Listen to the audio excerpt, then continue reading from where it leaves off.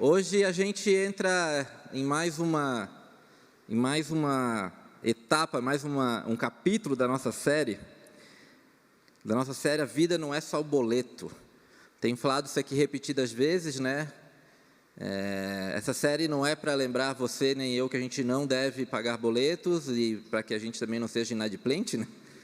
Mas o que tem feito eu e você acordar pela manhã? O que tem tirado a gente da cama, nos motivado? Porque se a nossa motivação são os boletos que correm, e em janeiro eles chegam lembrando a gente que o ano já começou, não caia no papo que o ano começa só depois do carnaval, porque os boletos já me lembraram que já começou o ano.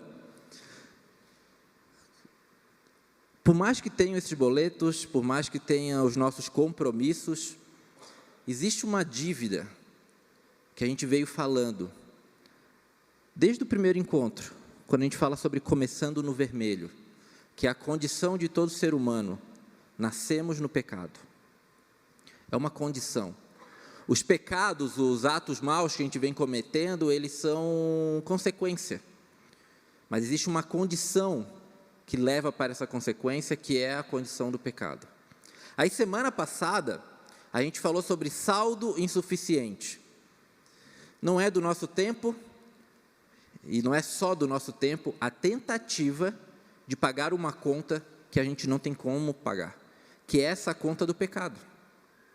Desde os tempos de Cristo, se abrirmos a Bíblia, a gente vê pessoas tentando bancar essa conta do pecado com a sua moral, com a sua ética, com o seu comportamento.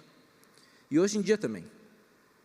Por vezes a gente quer bancar essa conta do pecado, dessa condição, com algumas barganhas com Deus. Veja como eu sou uma boa pessoa. Veja como eu tenho uma moral irretocável. Veja como o que eu faço é muito bom. Veja como a minha família é perfeita. Eu vou todo domingo na igreja, então eu tenho que ter o meu lugar no céu. E aí a gente tem até jargões e comportamentos, né? Vocês já ouviram? Às vezes alguém faz coisas muito boas e o comentário que se tem por essa pessoa é: essa aí já está no céu. Ou, às vezes é uma pessoa que não é tão boa, tem algumas coisinhas ruins na vida e acontece uma coisa ruim para ela. Aí as fofocas correm do tipo: viu, está pagando seus pecados. Tudo é de uma mentalidade que surge de uma raiz da onde eu teria algum tipo de condição, de fato, de pagar essa conta para poder entrar num céu ou não. E aí a gente viu semana passada, quando a gente falou sobre saldo insuficiente, que nem eu, nem você, nem ninguém aqui tem condição de pagar, de bancar essa dívida, que é a dívida do pecado. Não existe religiosidade nenhuma que consiga chegar perto de bancar essa dívida, que é a dívida do pecado. E hoje a gente vai falar sobre conta paga. Hoje o nosso terceiro encontro é sobre conta paga. Coisa bem boa é aquele última prestaçãozinha do boleto, né? Ô, coisa boa, tu vai olhando lá o teu cartão de crédito e está lá, dependendo do que tu comprar, né, está lá 5 de uma, aí passa mês, passa 5 de 3, aí quando tu olha lá no extrato do cartão de crédito, está 5 de 5 pago. Eita, coisa boa, hein? Aquele boleto grande. Eu estou com um que vai demorar, estou com na Caixa Econômica do apartamento, aquele lá é a minha herança para a Olívia. Mas é bom, né, quando tu está ali pagando um carro, pagando alguma coisa, e aí você vai e chega, conta paga. Ou até quando tu vai fazer uma conta ali no teu cartão, e tu passa o cartão, e está dando ali saldo, pago, dá um alívio, né, dá uma tranquilidade, a minha conta está paga. E hoje, ao falar sobre esse subtema, conta paga, eu quero chamar a atenção para uma palavra. Semana passada nós chamamos a atenção para um versículo. Eis o Cordeiro de Deus que tira o pecado do mundo. Hoje, para uma palavra, e a palavra é cálice. Cálice. Então a gente vai ler um texto e depois a gente vai voltar nessa palavra, mas se atentem a essa palavra, cálice. O texto que a gente vai ler hoje está aqui, Mateus 26, antes de eu entrar no texto, só para a gente entender que situação se passa, qual que é o contexto disso aqui. Chegou a Páscoa judaica. Páscoa judaica se comemora a saída do povo do Egito, se comemora a passagem de Deus pelo Egito, onde os primogênitos foram sacrificados, exceto aqueles que tinham a marca do cordeiro, que era a marca do sangue. Por isso, quando Jesus chega diante de João Batista, ele é chamado de Cordeiro de Deus que tira o pecado do mundo. Cada família na Páscoa entregava um cordeiro para sacrifício. O próprio Deus faz isso ao entregar seu filho como cordeiro. Então estão se reunindo agora para comemorar aquela que seria a última Páscoa nos moldes judaicos para aquele que é cristão hoje. Aquela que seria a última Páscoa do próprio Cristo, que celebrava a Páscoa como judeus. Jesus reúne os seus, eles fazem a Santa Ceia, celebração essa que a gente faz aqui, todo primeiro domingo, em memória, para lembrar do sacrifício de Cristo e também na certeza que Ele é real para mim e para a tua vida. Depois desse momento, Jesus sai com os discípulos e eles vão para um jardim chamado Getsêmani. O nome é difícil, mas nada mais do que é Jardim das Oliveiras. E eu sei que às vezes a gente olha assim, nossa, Jardim da Oliveira, que coisa bonita, romântico, poética. Era o que era comum do dia, era o dia a dia. De repente seria eu e você falar araucária. Tu olha para um lado, vê uma araucária, tu olha para o outro, lá ter oliveira era algo comum. Então a planta não é santa, a planta não tem poderes mágicos, ela simplesmente era o que tinha naquela geografia, na botânica dali, né? De repente seria hoje a gente falar, e Jesus saiu e foi para o Barigui, foi para um lugar. Só que no Getsêmani, além de ter as oliveiras, as azeitonas, né, os pés de azeitona, também provavelmente tinham máquinas para poder tirar essas azeitonas, espremer essas azeitonas e fazer dali então o óleo, o azeite, que era muito usado para culinária, para fins medicinais na época. E Jesus então chega com os seus ali. Ao chegar ali, ele resolve orar. E aí é a passagem que a gente vai ler. Então, tudo isso que a gente vai ler agora, já passou Santa Ceia, Jesus está prestes a ser preso, e fala o seguinte: então Jesus foi com seus discípulos para um lugar chamado Getsêmani, e disse-lhes, sentem-se aqui enquanto vou ali orar. Levando consigo Pedro e os 2 filhos de Zebedeu, começou a entristecer-se e angustiar-se.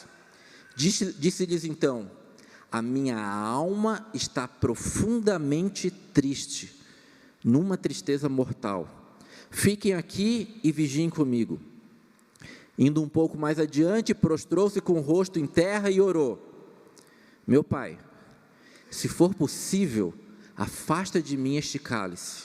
Contudo, não seja feito como eu quero, mas sim como tu queres. Então voltou aos seus discípulos e os encontrou dormindo. Vocês não puderam vigiar comigo nem por 1 hora?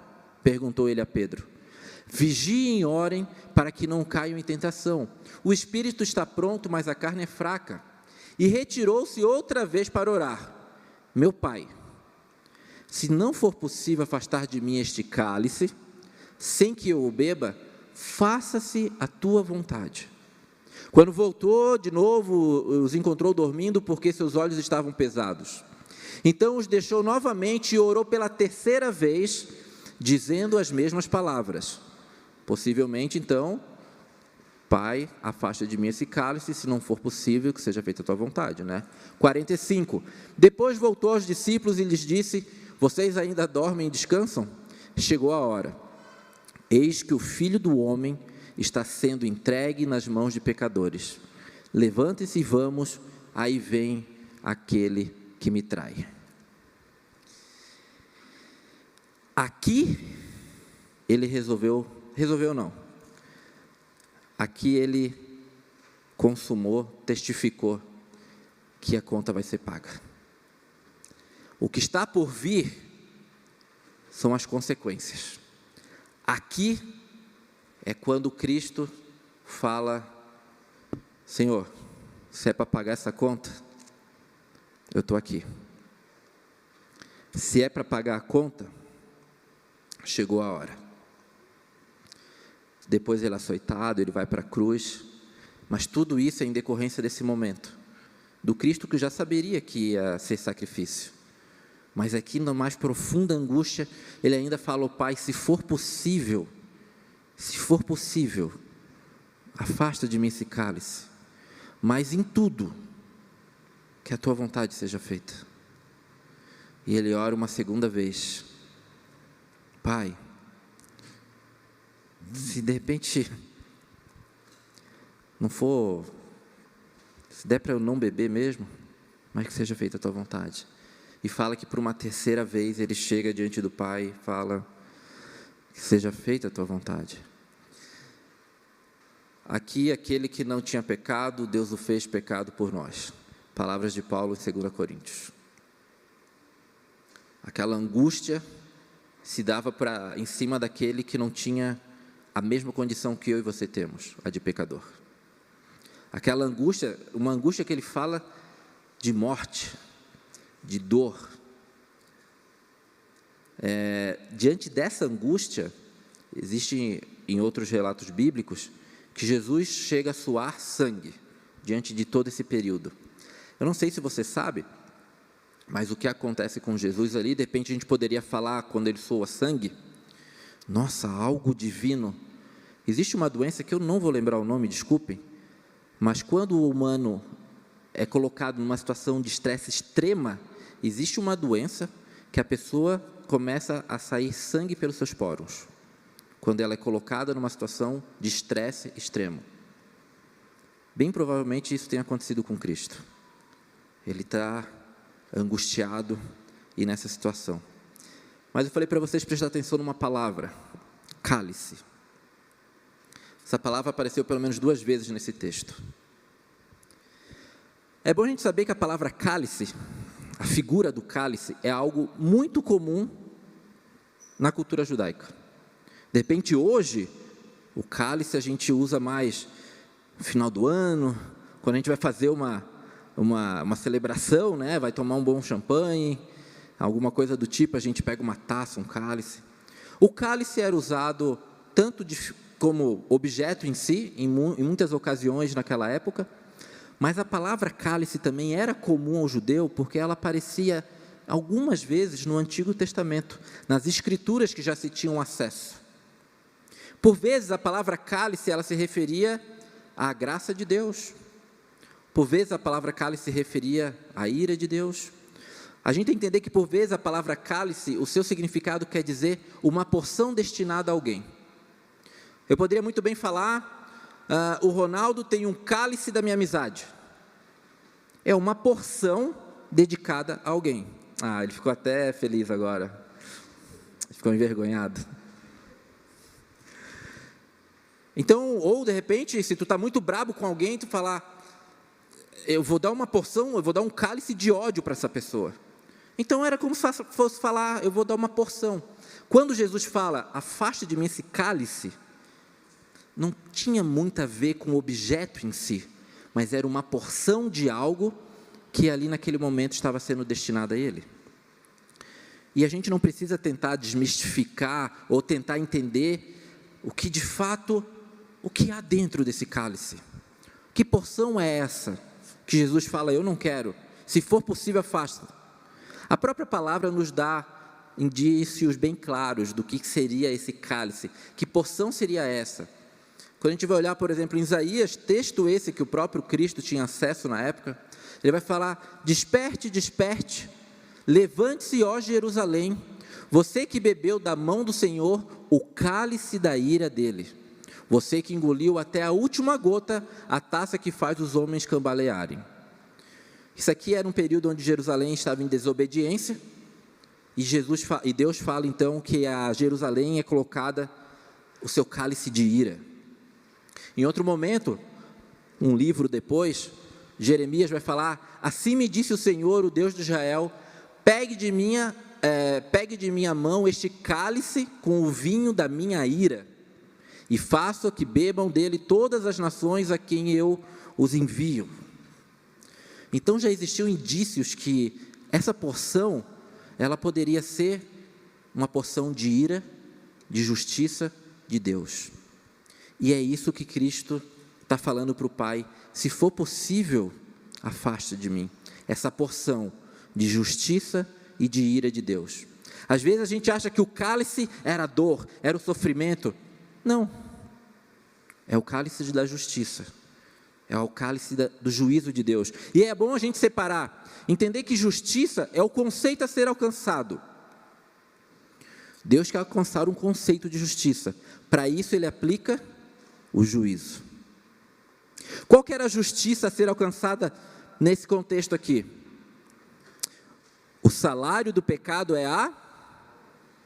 Está fraco, hein? O salário do pecado é a morte. Existe uma conta a ser paga. Existe algo a ser quitado. Deus não vai se corromper. Essa justiça, esse conceito precisa ser alcançado. Então Ele aplica o seu juízo, que é a morte, para que essa conta seja paga. Só que, como a gente viu semana passada, teria que ser de um cordeiro perfeito. Então, se a gente analisar a nossa justiça, a justiça humana, ela sempre vai minimizar a culpa. Se alguém comete um crime, ele pode pegar 20, 30 anos de pena, ok? Vai minimizar uma culpa. Deus não trata o pecado assim. Deus não vai pegar o pecado e tentar minimizar e falar: olha, meu filho, então faz o seguinte, já que a tua condição é de pecador, vai em 5 cultos, esse mês não é que tem mais, mas vai em 5 cultos seguida, nesse culto faça uma oferta, e aí está tudo bem. Não, Deus não vai agir assim. Isso é minimizar a culpa. Deus trata o pecado com seriedade. É uma resolução completa. Por isso, um filho a ser entregue na cruz. Se Deus ignora o pecado, Ele deixa de ser justo. Essa é a verdade. Se Deus fala: não, mas vamos cá, a gente dá o nosso jeitinho aqui. Eu amo tanto o Jackson que, tá bom, Jackson, eu vou deixar passar essa. Não. Porque Deus teria que se corromper para isso acontecer. Ao mesmo tempo, se Ele pune o pecador que merecia a punição, eu e você, a nossa esperança vai pelo ralo. Se o que nos resta de Deus é a punição do juízo e da justiça, sem Cristo, a gente está perdido. Porque a gente vai ser consumido. Porque a nossa situação nunca vai conseguir pagar, bancar. Então na cruz, justiça e misericórdia se encontraram. Na cruz, no sacrifício de Cristo, ali tem justiça sendo alcançada através do juízo de Deus, mas ao mesmo tempo, a misericórdia sendo derramada na minha e na tua vida. Isso tudo porque não seja como eu quero, mas como tu queres.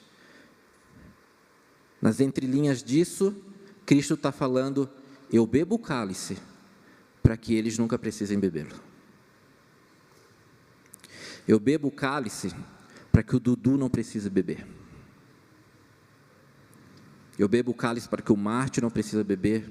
Eu bebo o cálice para que o Ademir não precisa beber. Eu bebo o cálice para que o João não precisa beber. Eu bebo o cálice para que a Ula não precisa beber. Eu bebo o cálice para que o Carlão, para que o Ronaldo, para o Clarice, eu bebo para que você não precise beber. Vamos fazer um exercício agora? Eu falo e no intervalo tu fala o teu nome.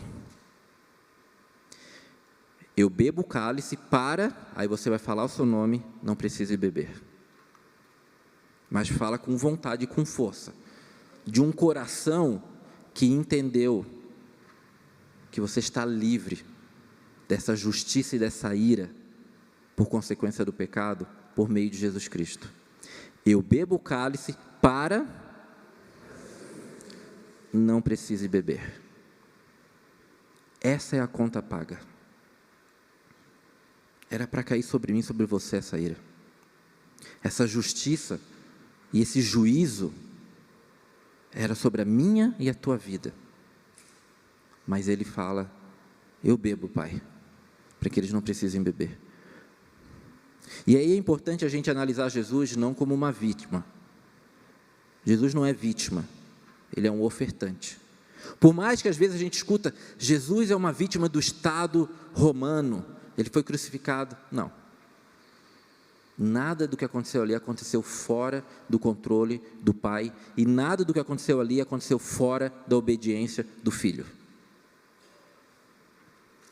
A cruz não acontece por falta de saída, mas por fidelidade à vontade do Pai. Cristo não é uma vítima ali. Nossa, não tinha o que fazer. Não. Aquilo ali é a opção do Filho, que se oferta. Em tudo seja feita a tua vontade, Pai. Então, a cruz não acontece por falta de saída, mas por fidelidade à vontade do Pai. Gálatas traz um texto muito interessante, ele vai falar que Cristo nos redimiu da maldição da lei, quando se tornou maldição, ou seja, no nosso lugar. Em nosso lugar, pois está escrito, maldito todo aquele que for pendurado no madeiro. E lá do madeiro ele fala, meu Deus, por que me abandonaste? Aqui Cristo está experimentando, ele está citando o início do Salmo 22, mas aqui ele está experimentando o que eu e você iríamos experimentar por conta do pecado. O abandono do Pai. A ausência da presença do Pai. Aquele que não tinha pecado nenhum, experimenta a ausência da presença do Pai. Para que a gente entenda que não há coautor na redenção. Quando Cristo está lá e fala, meu Deus, por que me abandonaste? A gente tem que ter o entendimento que os amigos dormiram, o Pedro nega, Judas trai e o Pai se cala. Não existe coautor na redenção. Foi Jesus e mais isso. Foi Jesus e mais os discípulos. Não, foi Cristo. E ponto. A redenção é obra do sacrifício do Cordeiro. Ponto. Agora sim, continuando em Gálatas. Isso para que em Cristo Jesus a bênção de Abraão chegasse também aos gentios. Eu e você. Para que recebesse uma promessa do Espírito mediante a fé. Gosto também desse texto de Colossenses, quando vai falar, quando vocês estavam mortos em pecado e na incircuncisão da sua carne, Deus os vivificou juntamente com Cristo. Ele nos perdoou todas as transgressões e cancelou a escrita de dívida, que consiste em ordenanças e que nos era contrária.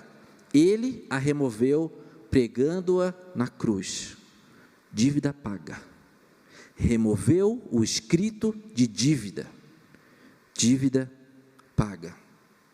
E tendo despojado os poderes e as autoridades, fez deles um espetáculo público, triunfando sobre eles na cruz. Porque a morte não segurou. E aí, essa conta que lá no jardim, ele fala, vou pagar, é levada para a cruz. Na cruz ele sente o abandono do Pai. Mas no alto da cruz, isso agora testemunhado e nos passado por forma de evangelho por João, fala que lá do alto da cruz Jesus declara uma palavra antes da sua morte. A palavra é tetelestai, ou teltelestai, uma palavra em grego, que significa está consumado. Sabe o que é curioso desse termo? Ele era usado no Império Romano, tanto no âmbito comercial como no âmbito jurídico. Quando alguém tinha uma dívida e estava lá pagando essa dívida, quando ela conseguia pagar toda a dívida no comércio, se tivesse algum tipo de documentação ou não, o que testificava, a palavra que era usada nesse documento, ou aqui no firmado do fio do bigode, era tetelestai. Está consumado, está quitada a dívida, não se deve mais nada aqui. Ou, no âmbito jurídico, quando alguém tinha que cumprir uma pena, ou quando alguém tinha que ressarcir alguém por alguma questão jurídica, e assim que ela conseguia cumprir toda a pena, ou ressarcir alguém de forma completa, da forma que era combinado, o que era se declarado? Tetelestai, está consumado. Jesus usa esse termo. um termo comercial para naquele momento declarar: está consumado. E aí João vai falar que depois que ele fala isso, ele suspira e entrega o Espírito ao Pai. E a gente sabe que essa história não terminou por aqui, e graças a Deus. Porque deuses morreram muito, mas o que ressuscitou ao terceiro dia é aquele que nos faz estar reunido aqui. Amém? Agora a pergunta que eu faço para você: eu falei alguma novidade hoje? Me diga. Alguma novidade que Cristo entregou a sua vida no seu lugar? Não, né? Mas daí eu nos atento por uma questão. Saber é diferente de crer. A Bíblia não nos chama para a gente saber, para a gente reter um conhecimento acerca de Cristo. E pelo que eu ouvi aqui, todos vocês sabem, não foi novidade. O mesmo versículo que o Jackson citou aqui no início: porque Deus amou o mundo de tal forma para que todo que nele crer. Crer é bem diferente de saber. Não basta você saber da obra de Cristo. O teu convite é crer. Pensa em algum familiar, de repente o que está aqui junto com você. Seu pai, seu irmão, seu marido, seu filho. A partir do momento que eu creio que a Olivia é minha filha, isso muda em muito o meu comportamento, o meu relacionamento com a Olivia. Enquanto pai agora, e crendo que ela é minha filha, eu entrego a minha vida por ela se for preciso. Eu chamo a atenção dela quando é preciso. Eu pago as contas relacionadas àquilo que ela já me dá enquanto contas. Ao mesmo é com a minha esposa. A partir do momento que eu creio que Nayana é minha esposa, isso me leva a ter um comportamento diferente do que qualquer outra mulher que eu tenho relacionamento. Porque ao crer que Nayana é minha esposa, eu tenho um relacionamento íntimo com ela, eu tenho um relacionamento agora também de parceria e compromisso um com o outro. Ou seja, a partir do momento que eu creio, isso muda o meu comportamento. E a pergunta é: você só sabe dessa história ou você crê? Essa história tem impactado a tua vida de modo a mudar o teu comportamento, de modo a te restaurar, de modo a te renovar, como foi cantado aqui? Porque daí são outros 500. É outra coisa. Para terminar a nossa pregação, eu quero terminar com você orando. Eu não sei em que condição você está. Se você já está 20, 30, 40 anos na igreja, e de repente hoje falou de novo essa história, pastor, mas de repente você só sabe ela. O quanto que esse crer tem feito da tua vida um pequeno Cristo nessa terra. O quanto que ao crer em Cristo tem feito com que você libere perdão em vida de pessoas, reconcilie relacionamentos, ame ao próximo, mesmo quando tu não vai ganhar nada em troca. O quanto que esse crer tem colocado você numa situação de servo, na comunidade que você frequenta, no seu dia a dia. Crer é bem diferente de saber. Tire esse tempo agora, baixe a sua cabeça. De repente tente, ao conversar com o Senhor, entender aonde você está. Se é crendo, se é só sabendo, que passo tem que ser dado de entrega. Tire esse tempo, Pai.